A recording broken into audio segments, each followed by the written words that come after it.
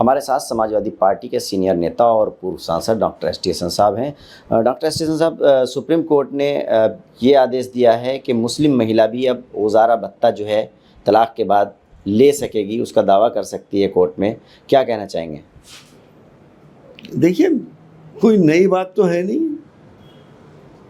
125 के तहत आज भी अदालतों में केसेस चल रहे हैं। अदालतें ऑर्डर कर रही हैं कि गुजारा भत्ता दिया जाए और मिल भी रहा है।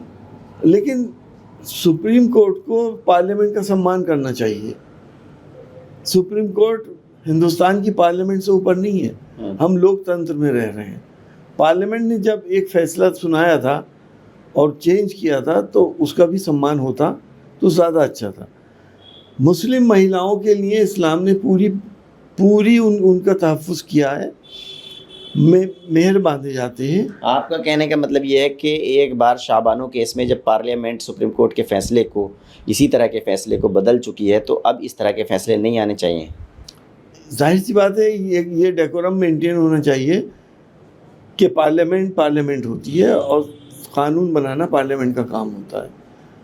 वह क्या था, अच्छा था, बुरा था, जो भी था, लेकिन पार्लियामेंट से वो कानून पास हुआ था और उसको सुप्रीम कोर्ट को भी सम्मान करना चाहिए था।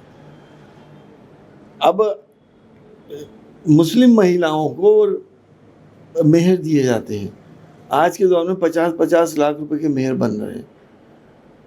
अगर किसी की तलाक होती है तो मेहर दिए जाते हैं, इद्दत तक गुजारा भत्ता दिया जाता है और शरीयत के अंदर ये माना जाता है और कहा जाता है कि अगर कोई बच्चा है तो उसके बालिग होने तक बाप को उसका पूरा भत्ता देगा और उसका खर्चा उठाएगा। ये तो ऑलरेडी है ही। अब इसमें यह है कि अगर किसी ने या किसी अपनी बीवी को किसी यकीनी ज़रूरत की वजह से तलाक दे दी, को मान लिया कोई करप्ट औरत है और उसने रंगे हाथों पकड़ लिया और उसने तलाक दे दी, तो वो भी हकदार होगी भत्ता लेने की। किसी औरत ने जानबूझ के तलाक ले ली, फिर वो भी हकदार होगी भत्ता लेने की।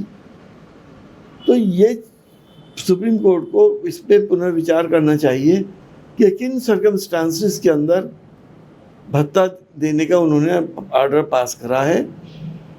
ऐसा ना हो कि इसका और मिसयूज़ बढ़ जाए। क्या आपको लगता है कि जो मुस्लिम पर्सनल लॉ है उसके अंदर ये मदाखलत है? जाहिर सी बात है, मुस्लिम पर्सनल लॉ में तो मदाखलत है ही। मैंने आपको बताया कि पर्सनल लॉ में क्या है।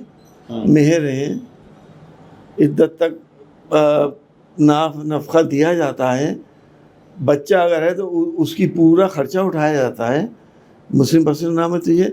फिर अगर औरत ने तलाक लेने के बाद अपने प्रेमी से लिविंग रिलेशनशिप आपने आम कर दी, लीगल कर दी, उसके साथ रह रही, फिर भी वो भत्ता देता रहेगा। ये बात जो है वो समझ में नहीं आती। इस पर पुनर्विचार होना चाहिए।